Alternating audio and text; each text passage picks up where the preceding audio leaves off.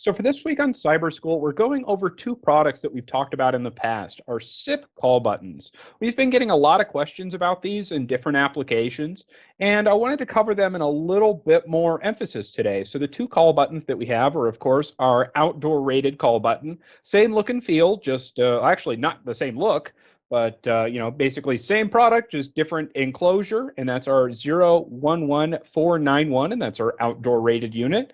And we still got the known, good, awesome indoor rated unit at 011049. So the call button, it's pretty basic when you think about it, what this thing does. It's a call button. You press the button when you need help. It's just a help button. When you press that button, it can send a pre-recorded message. And where it sends that pre-recorded message depends on how you set it up. It can, of course, make a SIP call because we're the IP endpoint company.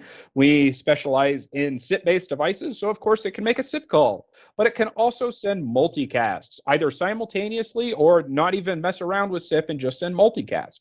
So you've got a lot of capabilities in terms of sending out the notification. You can do different messages for each one. You can have a unique message for a SIP call and a different message for multicast.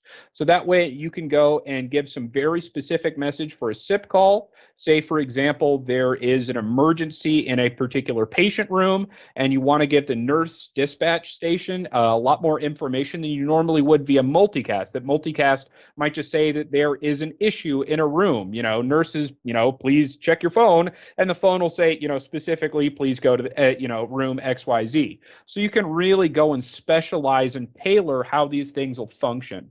And of course, they're available in an indoor and outdoor variant. So in any place that you think you would need a notification device like a help button, you can do that with both our indoor and our outdoor variants.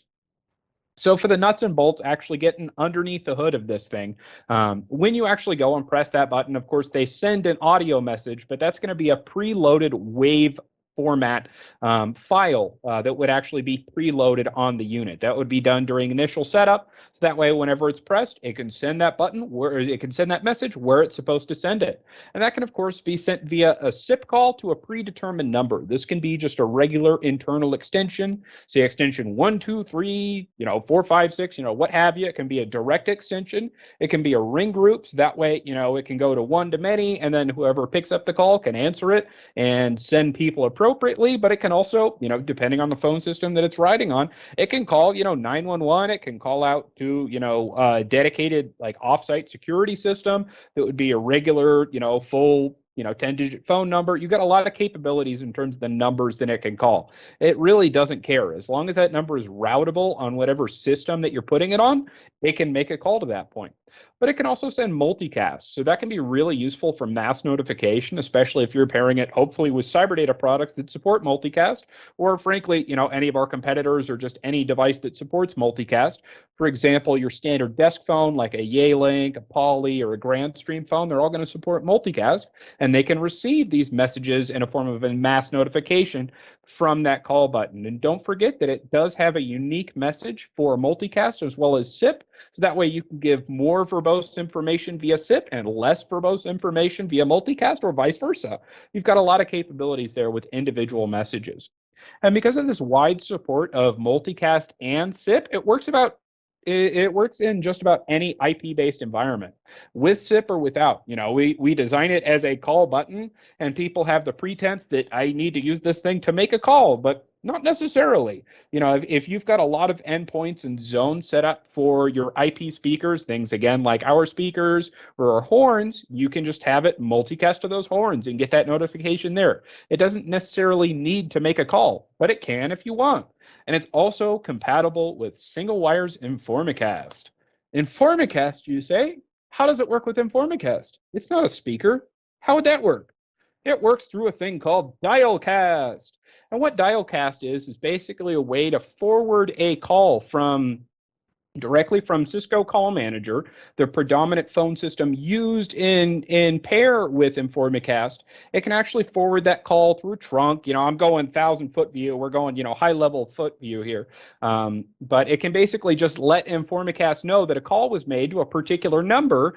And through the Dialcast feature of InformaCast, InformaCast can say, okay, a call was made at, say, star 72, and that means based on that it needs to send a particular fire alert message to the all page group, or vice versa, or any other group for that matter. So you can do a lot with Dialcast, and that's predominantly how we'll have a lot of customers use this particular button, either the indoor or the outdoor variant with InformaCast. But one of the nice things after InformaCast version 12, there is a full direct SIP server on InformaCast. So for products like this, instead of taking up a seat in the Cisco world, because those Cisco seats are expensive, you can have it register with InformaCast and have everything segmented into InformaCast.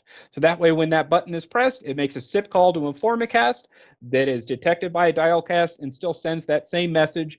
You don't need to deal with all the business of trunks in between your Cisco call manager and your InformaCast server. It makes the setup a whole lot easier. But underneath the hood, when you're dealing with Cisco Call Manager, the way that Cisco Call Manager knows to route that particular call to InformaCast is by what's known as a route pattern in Cisco Call Manager. It's basically, again, it'll just detect a certain series of digits that you press, and based on those digits, it routes the call appropriately. Kind of basic, kind of like an address or a P.O. box, or, say like a zip code that you would put on a piece of mail. It just sees that and routes that appropriately. And that's essentially what a route pattern does. But the nice things with after you go and you set up all the Dialcast, it means that everything is set up, and it's literally a single press to send that mass notification, because through Dialcast you're actually associating not only the message that is going to be played, and that can again only be an audio based message. It can be like a text message, so that way it can be displayed on dot matrices and other single wire compliant devices that actually have a capability to display text. But it can literally also be sent as multicast, or excuse me, not as multicast, but as an SMS message through the power and capability of InformaCast. So it has a lot of powers to be able to get out a mass notification that you already get with the button that is just really enhanced by using InformaCast. So as we move on, let's talk about a couple more use cases, just some kind of standard ones that we run into with our call buttons. We've got either an under-desk panic button, a retail assistance button, general purpose help button, or a doorbell. So to first kind of go through it, this is one big use case that we use a lot. This is honestly probably one of the most popular applications for our help buttons, specifically the indoor variants, is they use them as an under-desk panic button. So they'll use these a lot in the education, medical, and judiciary industries. I know that, especially at my high school, it was a pretty rowdy high school. There were, few fights a week. I'm sure some of the the vice principals and other staff that were dealing with, students, with a bloody face and a torn up shirt and what have you, they probably could have used a help button underneath their desk sometimes, just to get that, campus police officer over to just kind of stand there in the room so those students start behaving. So it's a really popular use case, and it's basically just the button is mounted underneath the desk in a discrete fashion. So that way, if the person at the desk feels a little panicked, hopefully not full-blown panic, but just like, hey, I could use a little bit of backup in here, they could just discreetly press that button from underneath the desk and dispatch help, because that button can, say, make a SIP call to dedicated security for that location, could send out a multicast. I probably wouldn't do a multicast because it's not really discreet. It wouldn't be really good if you have that thing set up to multicast and it's set out to send a mass notification panic button, panic button help from pressed in room 3. You wouldn't want that going off in the speaker or off the phones in room 3, because then whoever's causing that panic is going to know that a panic button was pressed.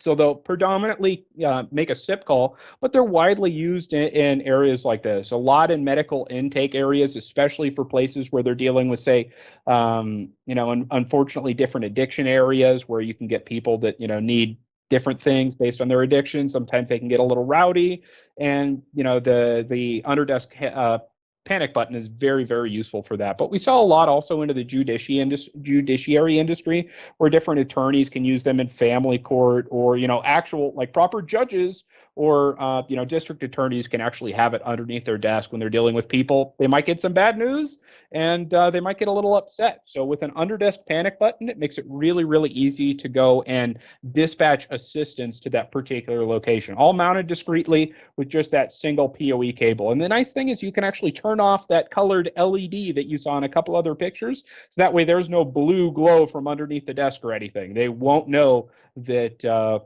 there's a button underneath the desk. So next, let's talk about retail.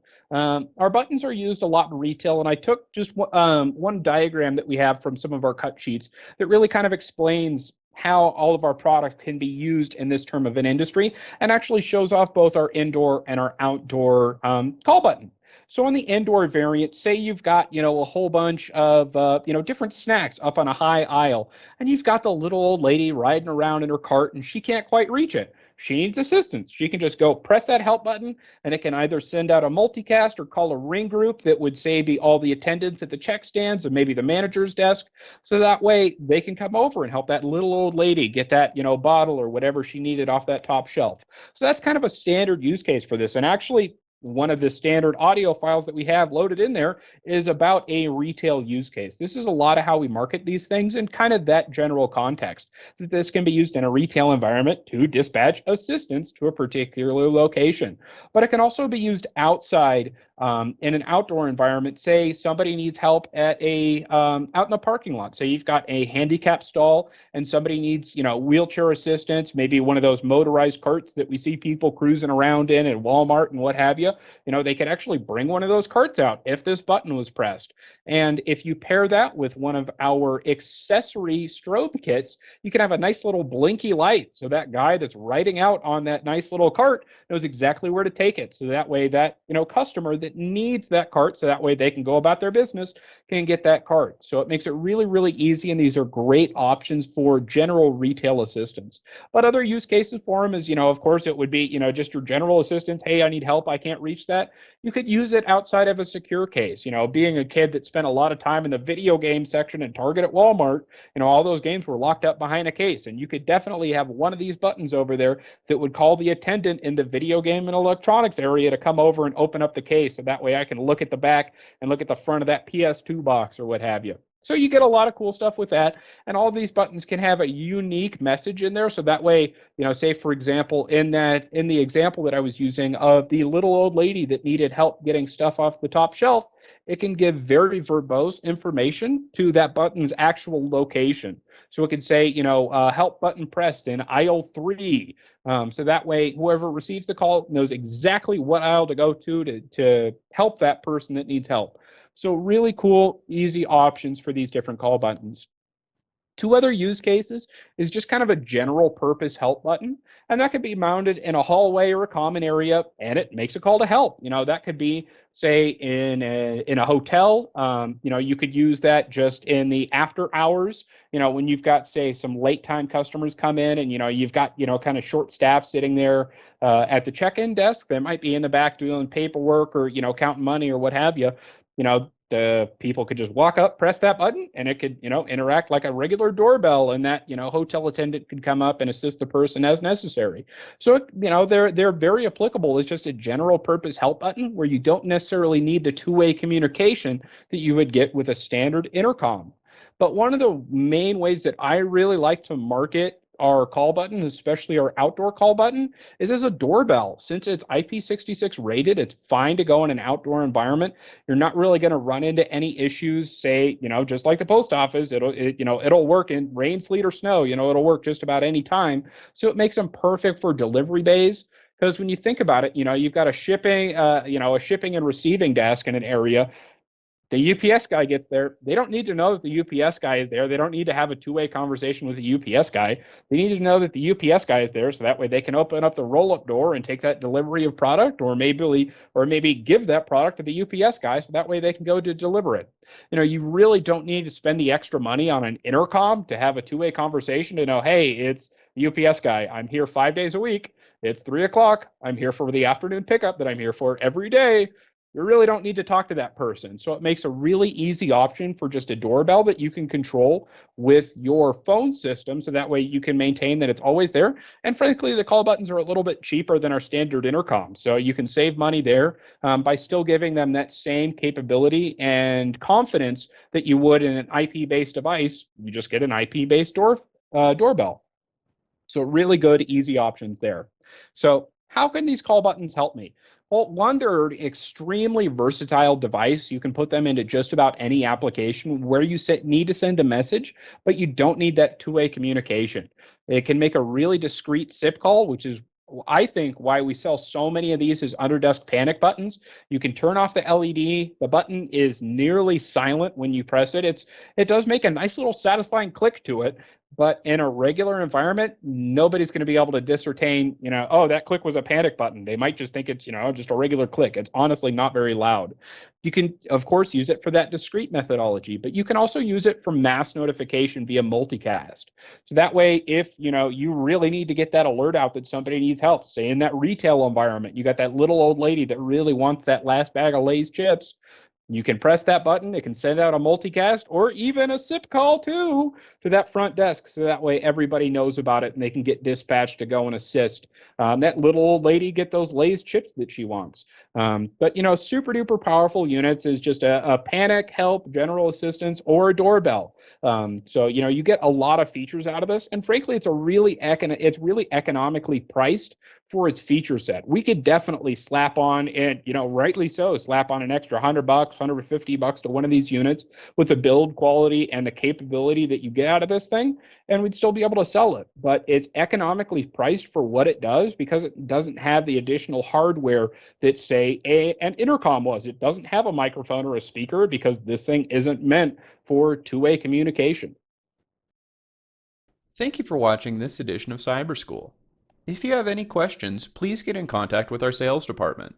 They are available by email at sales@cyberdata.net or by phone at 831-373-2601 extension 334. Please make sure to like this video and subscribe for more content like this from CyberData.